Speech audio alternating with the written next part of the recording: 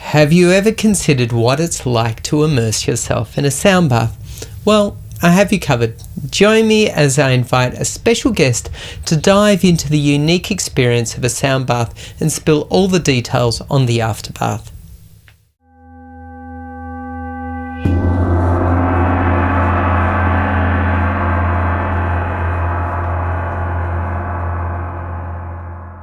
Welcome to the Afterbath, where we explore unique experiences and wellness practices. I'm your host, Matt. Today we have a special episode where we'll be diving into the world of sound baths. If you've ever wondered what it's like to be immersed in soothing sound waves, you're in for a treat. Our guest today, Trish, takes her first of 6 consecutive sound baths, and boy, it's going to be an adventure. Watch as she goes from nervous anticipation to unexpected serenity. Was it pure calm or just a cozy nap?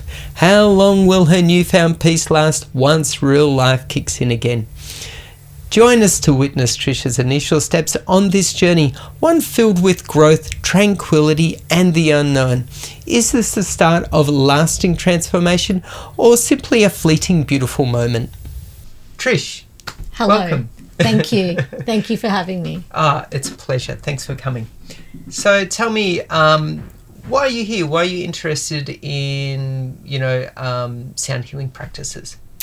Okay, so my first sound bath that I experienced was in a group with Soma. Yes. Yeah.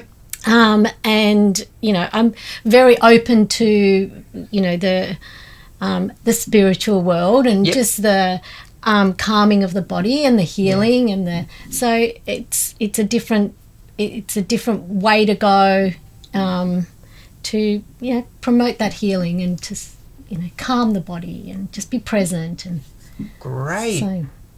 Plus I love the sounds. So yes. It's just a beautiful experience. Yeah, it is a beautiful experience. Yeah. And do you do any other, practices?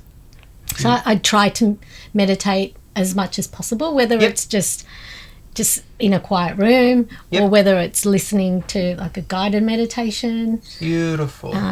So, yeah. Yeah, very nice. And how long have you been doing that for? It's been a few years now. Yeah. So I started sort of the healing journey or the just realisation that, there was a lot of healing to be done just through life, just experiences. And so it's been a few years. Yep. And how did you come to, being a meditator? Was it from an experience or... Yeah, how did you discover it? I think it was just through some research, my own research, and just realising that, the mind can be sort of very, very noisy. And so just through my own journey of reading and, just realised that, we need to, quiet the mind sometimes. And, it's just the perfect way to reboot or, Got it. give yourself some love. Yeah. And did you find, say prior to meditating, was there something that was driving you towards looking for something that would quieten the mind? Did you find that things were, you're getting hard to manage certain things or... Yeah, was there any suffering? There was a lot. It's just through, things that I've been through in the past that, come up and all of a sudden it's like, oh, damn, I've forgotten about that. Just through just growth, just normal life and, trying to expand and become a better version of myself. Yeah, got it. Yeah. Yep. So I've can't remember quite what the question was, but I think I answered that. Yeah, you've answered it. Yeah. And so now that you've been meditating, what is the benefits or what have you seen that's been an improvement in your life? Calm and being more conscious. Right. Can't say that word. Yeah. But just being more conscious and being more aware and just being more present. Yeah. And focusing, and the thing is focusing on myself as well, rather than focusing on what has happened in the past and what this person said and what that person meant and what that, just being present within myself and focusing on me rather than the outside world. Yes. And that's a good way. Meditating is a good way of achieving that. Yes. Yeah. And how is it that you become more aware? You know, do you have is it an insight, or do you catch yourself thinking, you know, overthinking, or explain a little bit like that. I am a classic overthinker. Right, okay. Highly sensitive, so just really aware of the reactions of others and, you know, what others may be saying to me, or you know, maybe wanting me to feel or something. So I sort of buy into that quite a lot. So I throw myself into that and just find that it's really destructive in terms of staying true to myself and who I want to be, how I want to present. So are you kind of saying that you're sensitive to other people's insecurities, and then you find yourself playing to those insecurities and then catching yourself and then going, what am I doing? Is it something like that? It's exactly that. And then it sort of veers me off, you know, my inner world. It's sort of, I sort of enter everybody else's world rather than just staying present in my world and controlling what I can control, controlling my emotions and controlling my sense of self. Got it. Yeah. And do you have an example? You don't have to give names, but you know, like if you had a friend who was looking for, I don't know, maybe an ego rub or you know, like I'm annoyed about this. Can you back me up? Or is it? Gosh, how much time do you have? Yeah. Honestly, no, but it's my every moment. So that's something that I'm learning to slowly let go of. So you know, say to myself, that's not for me. That's, you know, like I feel bad for this person, but it's not for me to worry about. It doesn't mean I don't care, but it just. So I have a friend with bipolar, who's very sort of up and down. So it's like a roller coaster for her. So she calls, and you know, she tells me of this and she tells me of that, and you know, the emotions, and it's really hard not to buy into that because of the fact that she's going through such a hard time. For sure. Yeah. So I can get very involved into her world. So slowly I've learned to go, that's not my journey. I have empathy for her journey, but it's not my journey. So this is who I am, and this is, you know, through some of the things that she says, I think to myself, oh, do I do that, or am I like that? So through her torture, for sure. because it's not a nice experience. And do you think from you stepping back that's actually helped her as well? Absolutely, because you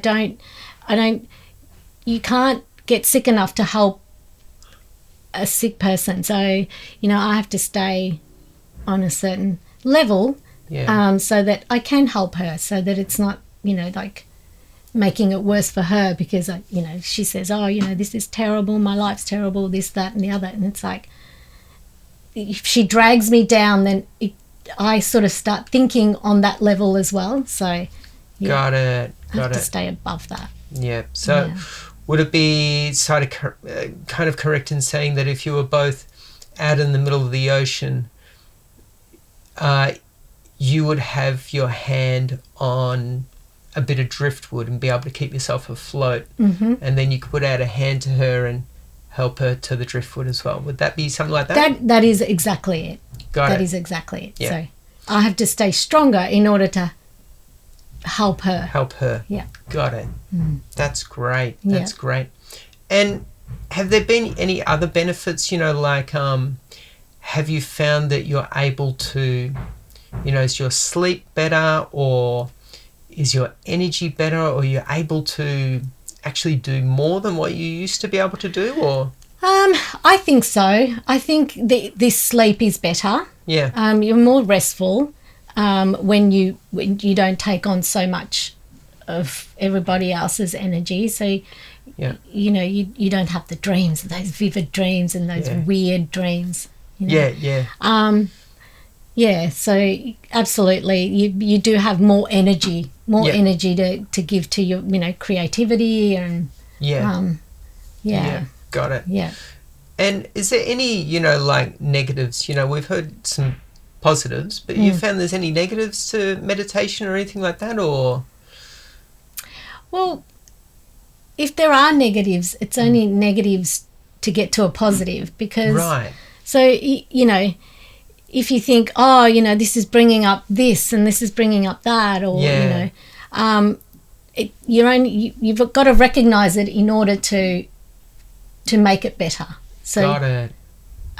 Yes, there might be some negatives, but in the end, you're sort of drifting towards the positive. So that's the journey. Yeah. The intention is to grow and to learn and to expand into a better version of yourself. Then the negative has got to come out.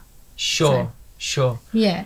I guess, would it be a little bit like, say if you cut your finger, you know you have to attend to the finger, and so it's going to hurt while you put the Band-Aid on. Correct. But if you don't put the Band-Aid on, it's probably going to get dirty and infected. Correct. Yeah. And so some of the negatives for me would be, you know, an increased amount of headaches, for example. Got it. Yeah. So that's something that I think my emotions, you know, I've got a little thermostat that's really, really sensitive. So anything that is out of whack, it just ignites. Got it. Yeah. So you're actually using it as a indicator of when you've gone too far. Correct. Yeah. Yes. And then once you realised you've gone too far, what do you do to recorrect that? What can you know, is there anything that you found that works? More meditation. Okay. Or just all the physical things that, you know, the stretching and the calm, the breathing, things like that. Great. Well, that sounds fantastic. It sounds like maybe we should go have a sandbar. Sounds like a really good idea. Okay, great. Let's go do it. Thank you. Excellent.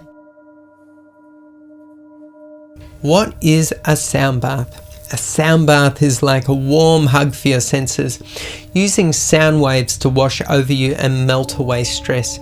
Picture yourself lying down in a cozy, serene space with gentle vibrations of Tibetan singing bowls, gongs, tuning forks and chimes, creating a soothing soundscape around you. It's not just about hearing the sounds, it's about feeling them too. The vibrations work on a deeper level, helping your body and mind to let go of tension and find a natural rhythm of relaxation. The idea is to let the sounds guide you into a peaceful, meditative state where you can just be. No stress, no worries, just pure calm. A sound bath isn't about doing anything. It's about being in the moment and letting the vibrations do the work. Whether you're looking to reset after a tough day or you just want a little time to yourself, a sound bath offers a unique way to recharge, find balance, and reconnect with your inner peace. So, Trish, yay! Welcome back. Thank you. So, how was the sound bath? It was lovely, and I think it, you know, a lot of it comes down to what your intention is right at the start of the experience, and what you want to get out of it. And yeah, I think that's really important. I think it's important for you to know why you're doing it, why, you know, what is it that you want to get out of it, and because it can really set yourself up for either, you know, it falls flat or you really sort of buy into it and immerse yourself in the experience. But it was, for me, it was this one, and it'll probably be different. All of them will probably be different. This one was just really, it was just sweet. It was just really, I'm really enjoying this. I'm really enjoying the sounds. I'm really enjoying, you know, just the sound and the experience of, you know, of it all. Great. So, And was there, Can you describe in your own words what the experience was like? For me, my intention at the start of it was, I'm just going to let go of stuff, just silly stuff, and I felt comfortable in that, and it was an easy thing to do at that stage because it's just where I was at. So I decided to just use the experience as just love for myself, just a little bit of pamper, or enjoy the sounds, really listen to the sounds and enjoy them, and just go back to basics, which is love. It's just love. At the end of the day, that's all there is. That's the most important thing, because otherwise. And so I just sat there thinking about every time you touched on on a sound and you hear the vibration, and it was almost to me like the most important part was the dong at the start, and then the vibration as you listen to it. So I decided to go with the vibration. Right, yeah. And it was like things happen. Yeah. And then that's it. They disappear. So be present in that first sound. Yeah. And then as the sound sort of would go, it was like the past. Yeah, got it. So the dong was the present, and then the vibration. So I was just immersed in that. Great. So that's why it was such a nice experience. Yeah, beautiful, today. Beautiful. Yes. And how are you feeling now? You I don't want to put words into your mouth, but when we did the first interview today, you seemed probably a bit nervous. I was a bit nervous because I just wanted to be true to, I wanted the experience to be true to what it actually is. So I was nervous that I wasn't going to represent, just in the talking, just in the sitting. Yeah. But now I'm feeling a lot more relaxed because, I didn't try and make it anything. Yeah. I didn't try at all. I was just being. Yeah. Does that make sense? Yeah. It's it would be probably, I guess, from my experience, is that when you say go to a party, you're hoping that at the party you're going to have a good time. And so because of that, there will be a certain amount of fear that you won't have a good time. Yes. And so instead of actually presenting yourself with just the good time, you're actually holding on to the fear of it being unfulfilling. That's right. Yeah. And that's what it feels like. It just feels like I've just gone there, I've got nothing to lose. Yeah. And, whatever situation presents itself, I'm just going to be present in that situation, and voila, then. Great. Yeah. Yeah. And so what's the feeling that you have now, do you think? Is there... Yeah, describe to me what you're feeling. Just calm. Yep. I was saying that I was feeling a bit dizzy when I got up, but just a bit euphoric sort of thing. Yeah. If I can use that word. Yeah. Just that was really calming, and there was no need to, give it any meaning apart from what I experienced at the time. So I allow the meaning to sort of present itself whilst I'm going through it. So great. Yeah. Great. And in terms of, grogginess, sometimes when, say if you were to take, I don't know, a sedative, there would be a certain amount of grogginess, or, some people might say, I'm going to have a glass of wine after work, and then there's a certain amount of grogginess that you feel, or disconnectedness. What's this like in comparison? Well, when I have a glass, it doesn't take much for me to feel that. Yeah. I do feel disconnected from myself. Or is this real kind of thing? Yeah. Am I thinking, or is it just the alcohol that's, yes, wooing me? Whereas I know what I'm thinking. I know where I am. Yeah. And it feels like I'm connected to my body. It feels like I've done something really positive. Yeah. Whereas when you have alcohol and you're just you just don't know whether it's the alcohol or if it's, this feels like it's me. Yeah. So I guess what you're saying is you feel like a truer sense of you now than if you drank alcohol. You'd be like, I don't know if this is me or the alcohol talking. Absolutely, 100%. Yeah. Yes. Got it. It feels like, it just feels like it's me, and I'm comfortable in that experience that I've had. And it was a positive thing because it took me back. It's almost like, it took me back to that time when you're a baby, and it's you're new, and you're true, and you're real, and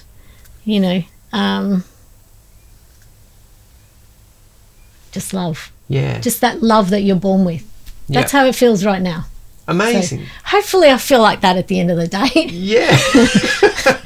Hopefully I won't feel differently if someone cuts me off or something.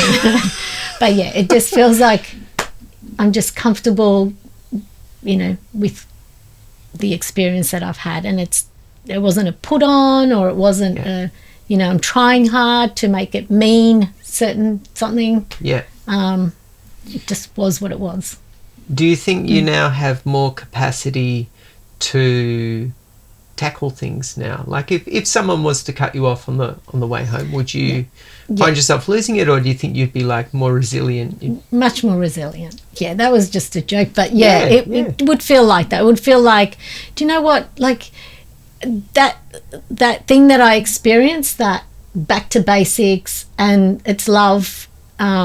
It's all there is. Yeah, it gives you more tolerance. Yeah. And tolerance sounds like, you're just putting up with things, but it just gives you acceptance more than tolerance. Yeah. Just acceptance that, different things will happen at different times, and, I've got the capacity to, be understanding towards. Yeah. It's not always rainbows and sunshine, right? It's Exactly. time to time it's going to rain, and you don't have to worry about it. No. Yeah. So it was an extremely positive thing to experience. Great. Excellent. For me, where I'm at this stage. Yeah. So, yeah. So is there anything else that's coming up for you? Is anything that you're thinking, I'd like to talk about, or... No, that's good. Good. No, because I'm comfortable with that feeling that I experienced, and that, when you played that stormy, I'm not sure what the instrument is, but, that sort of stormy. Oh, it might have been the gong. The gong. It was like, there's a storm brewing, and, that's just, that represents the fact that, life will bring up some yucky things. Yeah. But then the little ding, the sun comes out again, and so just a reminder that things won't always be good, but, that the love will shine, and, without darkness there can't be light, and without light there can't be darkness, and all that kind of stuff. And that's so it. But, love will always win against evil, or the hard times, or got it. That's what came up today. So hopefully I can take that and run with it for a while. Great. Excellent. Well, I think this sounds really good. We should probably end it. Okay. And I look forward to seeing you in your second sound bath, which will be next week. I will be looking forward to it, that's for sure, and hopefully we can come with it and extremely positive experience once again. Great. So thank you so very much. My pleasure. Okay. Thanks, Thank Trish. you. Cheers. Thanks, Matt. Bye. Take care. Thank you. Thank you for joining us today. This has been a fascinating exploration of sound baths. If you've enjoyed this episode, be sure to subscribe and leave a comment. Join us again next week as Trish continues her journey with her second of 6 consecutive sound baths. Until next time, stay well and keep exploring new experiences.